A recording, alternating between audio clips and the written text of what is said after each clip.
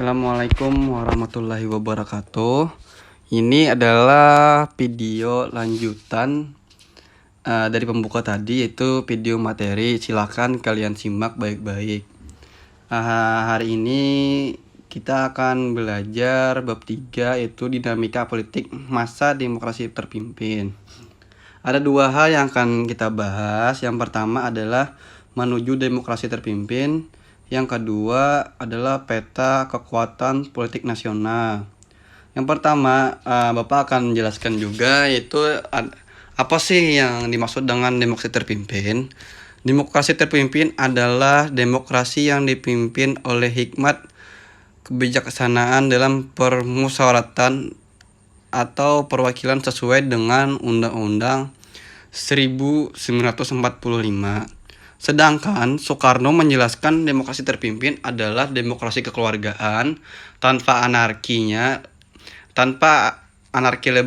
liberalisme, tanpa ada otokrasinya atau diktator. Menurut Soekarno, sistem semacam inilah yang sesuai dengan Undang-Undang Dasar 1945 yang memancarkan kepribadian bangsa Indonesia. Itu menurut Soekarno. Sementara yang dikutip dari buku Sejarah Indonesia Modern pada tahun 2005, yaitu Rickleff, yang menulis Soekarno berharap demokrasi terpimpin bisa mengentaskan berbagai krisis yang terjadi. Ini merupakan suatu sistem yang tidak tetap, yang dilahirkan dari krisis dan terus-menerus berubah sepanjang masa yang paling kacau dalam sejarah Indonesia sejak revolusi, tulis dia. Dia juga menulis demokrasi terpimpin didominasi oleh kepribadian Soekarno, walaupun pelaksanaannya dilakukan bersama pimpinan angkatan bersenjata. Nah, itulah yang dimaksud dengan demokrasi terpimpin.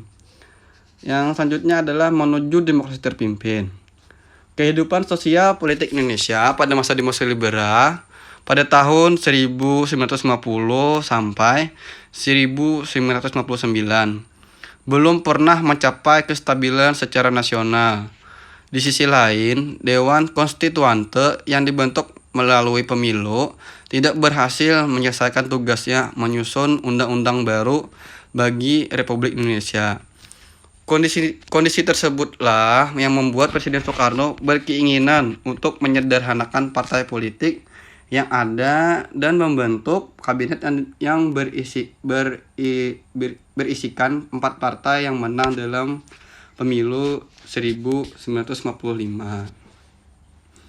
Pokok-pokok pemikiran. Presiden Soekarno menekankan bahwa demokrasi liberal merupakan demokrasi impor yang tidak sesuai dengan jiwa dan semangat bangsa Indonesia. Itu kata Presiden Soekarno tentang demokrasi liberal. Untuk itu, ia menggantikan dengan suatu demokrasi yang menurutnya sesuai dengan kepribadian bangsa Indonesia, yaitu adalah demokrasi terpimpin.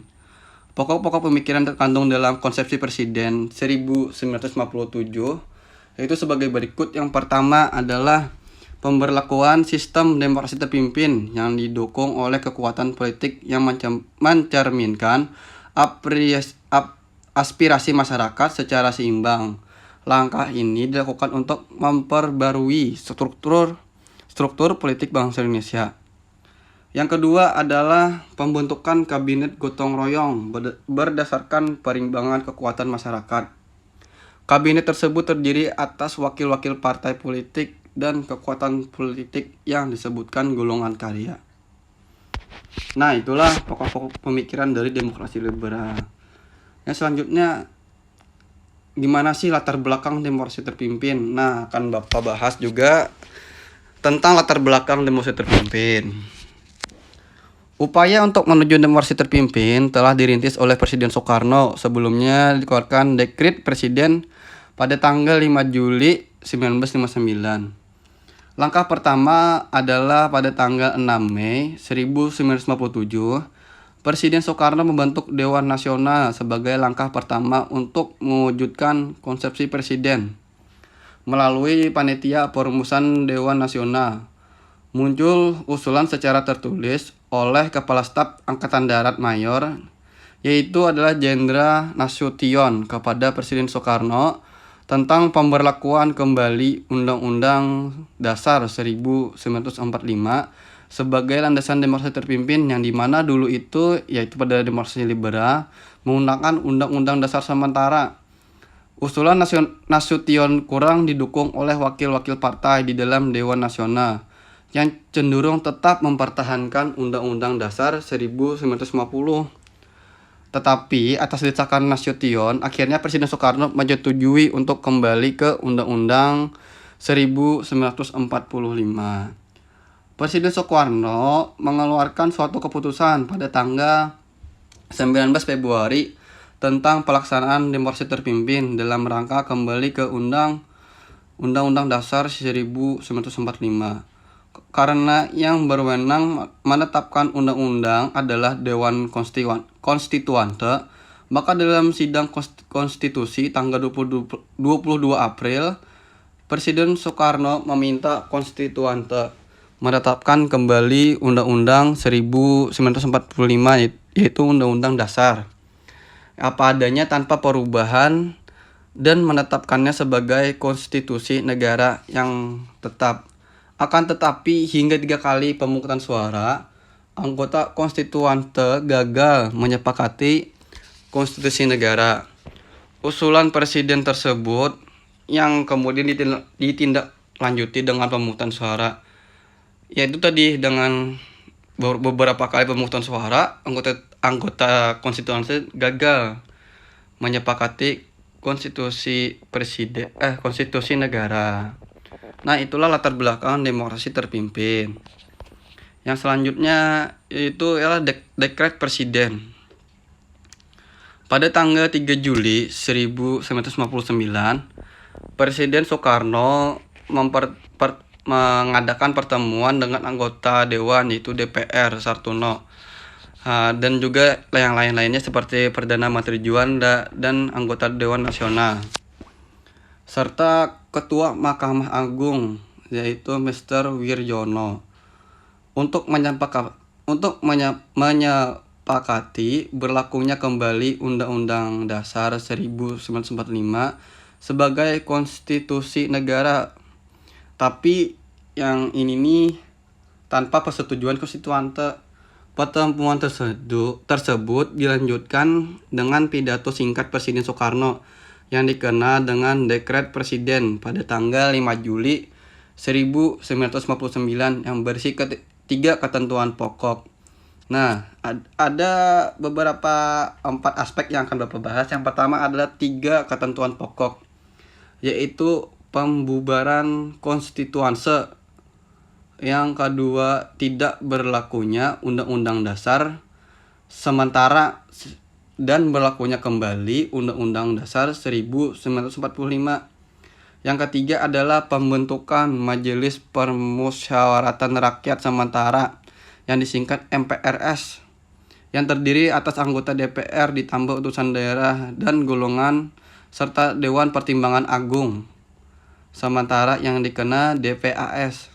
Dekret Presiden pada tanggal 5 Juli itu merupakan jembatan politik dari era demokrasi liberal menuju era demokrasi terpimpin.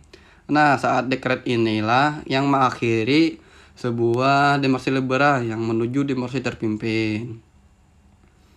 Melalui dekret ini, konsep demokrasi terpimpin yang dirumuskan Presiden Soekarno direalisasikan melalui State No Threats, hukum negara yang dalam bahaya perang.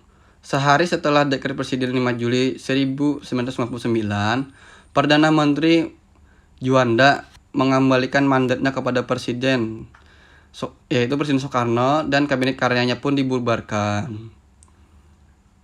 Pada tanggal 10 Juli 1959, Presiden Soekarno membentuk kabinet baru yang dinamakan Kabinet Kerja yang dipimpin langsung oleh Soekarno sebagai Perdana Menteri, sedangkan Juanda bertindak sebagai Menteri pertama dengan 2 wakilnya, yaitu Lemena dan Subandrio. Kabinet Kerja terdiri dari 9 menteri dan 24 menteri muda, yaitu Angkatan Udara, Angkatan Laut, dan Kepolisian, dan Jaksa Agung diangkat sebagai Menteri Negara. Adapun program kabinet ini yaitu adalah meliputi penyelenggaraan keamanan dalam negeri, pembebasan Irian Barat, dan melengkapi sandang pangan papan rakyat. Kabinet kerja terdiri atas lembaga yudikatif Jaksa Agung, Ketua Mahkamah Agung, serta lembaga yang meliputi Wakil Ketua MPRS dan Ketua DPR GR, yaitu DPR gotong royong, sehingga seorang pejabat dapat memangku jabatan pada dua bidang pemerintahan yang berbeda, yaitu memegang jabatan legislatif dan yudikatif dengan status eksekutif. Dalam pidatonya pada peringatan Hari Kemerdekaan 17 Agustus 1959, Presiden Soekarno menguraikan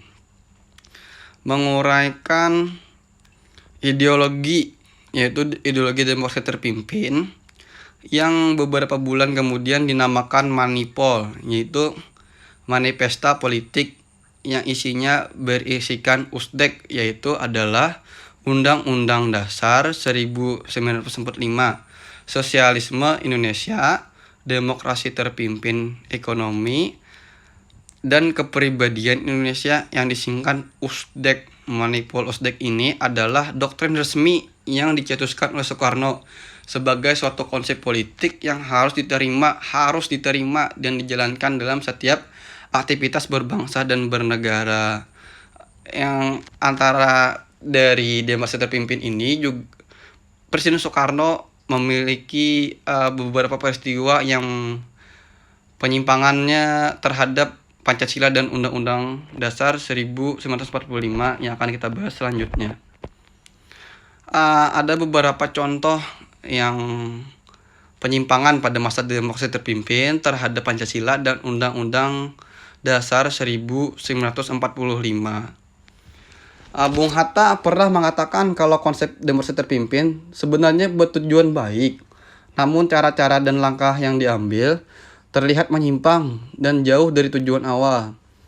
Pada faktanya, sistem demokrasi ini menyimpang dari UUD 1945 dan Pancasila. Salah satunya adalah Presiden membubarkan DPR. Selain itu ada beberapa penyimpangan juga. Di sini ada Bapak merangkum. Yang pertama adalah Presiden diangkat seumur hidup dengan alasan karena tidak ada aturan tentang jabatan presiden seumur hidup. Padahal menurut pasal 7 Undang-Undang Dasar 1945, Presiden memegang jabatan selama 5 tahun dan sesudahnya boleh dipilih kembali melalui pemilu. Nah, dengan ini beliau malah melakukan peraturan atau mengakuinya dengan pengangkatan presiden seumur hidup gitu. Yang kedua adalah Presiden membentuk MPRS. MPRS adalah yang sementara gitu loh. Pada tanggal 31 Desember 1959, Presiden Soekarno membentuk MPRS yang dimana yang dilandasi oleh penetapan Presiden nomor 2 tahun 1959 yang di bawah pimpinan Khairul Saleh sebagai anggota MPRS yang dipilih dan diangkat langsung oleh Presiden Soekarno. Seharusnya MPR itu dipilih melalui pemilu. Nah, dengan diangkatnya itu sudah menyelewengkan atau sedikit penyimpangan dari Undang-Undang Dasar 1945. Anggota DPR yang dipilih melalui pemilu tokoh-tokoh yang diangkat sebagai anggota MPRS harus memenuhi beberapa persyaratan. Nah, ada 3 persyaratan MPRS, yaitu yang pertama setuju kembali ke Undang-Undang Dasar 1945. Yang kedua, setia pada perjuangan bangsa Indonesia. Yang ketiga yaitu setuju dengan Manipol, yaitu tadi ideologi pada masa demokrasi terpimpin. Fungsi dan tugas MPRS tidak diatur berdasarkan Undang-Undang Dasar 45, tetapi berdasarkan ketetapan Presiden Soekarno, yaitu tadi nomor 2 tahun 1959. sehingga fungsi dan tugas MPRS hanya menetapkan GBHN. Nah, yang selanjutnya adalah Presiden malah membubarkan DPR. Karena anggota DPR GR ditunjuk oleh Presiden dan DPR hasil pemilu malah dibubarkannya, itu pada pemilu 1955. Padahal kedudukan DPR dan Presiden adalah seimbang, yaitu antara Presiden dan DPR adalah seimbang gitu loh. Tidak yang dimana DPR itu tidak dapat, Presiden itu tidak dapat membubarkan DPR, sebaliknya DPR tidak dapat memberhentikan Presiden. Nah, pembubaran DPR pada tanggal 5 Maret 1960 oleh Presiden. Presiden malah membentuk DPR baru, yaitu DPR GR, yaitu DPR gotong royong. Para anggota yang ditunjuk Presiden tidak berdasarkan perimbangan kekuatan politik nasional, namun lebih berdasarkan pertimbangan kekuatan partai politik, yaitu 5 golongan, yaitu yang pertama golongan nasionalis, yang kedua golongan Islam, yang ketiga golongan komunis, yang keempat Kristen Katolik, yang kelima dan golongan fungsional. Yang keempat adalah pidato Presiden dijadikan sebagai GBHN. Sebelum membahas ini, GBHN itu adalah garis-garis besar haluan negara tentang penyelenggaraan negara dalam garis-garis besar sebagai pernyataan kehendak rakyat secara menyeluruh dan terpadu. GBHN ditentukan oleh MPR untuk jangka waktu 5 tahun, seharusnya begitu. Tapi pada tanggal 17 Agustus 1959, dalam pidato Presiden Soekarno dalam kenegaraannya untuk merayakan ulang tahun kemerdekaan, beliau dengan lantang menjelaskan dasar dikeluarkannya Dekret Presiden 5 Juli 1959 serta garis kebijakan Presiden Soekarno dalam mengenalkan demokrasi terpimpin. Presiden Soekarno menguraikan ideologi demokrasi terpimpinnya yang isinya adalah mencakup revolusi gotong royong, yang selanjutnya demokrasi, anti imperialisme kapitalisme, anti demokrasi liberal, dan perubahan secara total. Malah pidato ini yang berjudul Penemuan Kembali Revolusi Kita. Nah, ingat pidato ini pada tanggal 17 itu bernama Penemuan Kembali Revolusi Kita. DPAS menetapkan pidato Presiden Soekarno sebagai GBHN dengan judul Manifesto Politik Republik Indonesia yang disingkat Manipo. Seharusnya yang GBHN ini menetapkan yaitu MPR. Seharusnya begitu selama 5 tahun. Nah, itulah beberapa contoh penyimpangan pada masa demokrasi terpimpin. Penyimpangannya terhadap Undang-Undang Dasar 1945 dan Pancasila. Nah, itulah dari demokrasi terpimpin. Selanjutnya yang terakhir adalah kita membahas peta kekuatan politik nasional. Peta kekuatan politik nasional demokrasi terpimpin berlaku di Indonesia antara tahun 1959 sampai 1966, yaitu dari dikeluarkannya Dekret Presiden pada tanggal 5 Juli hingga jatuhnya kekuatan Soekarno. Disebut demokrasi terpimpin karena demokrasi di Indonesia saat itu mengandalkan kepada kepemimpinan Presiden Soekarno, yang dimana dimaksud adalah terpimpin pada saat itu pemerintahan Soekarno adalah kepemimpinan pada tangan satu saja, yaitu pada Presiden. Presiden Soekarno menjadi pusat kekuatan politik nasional pada masa demokrasi terpimpin.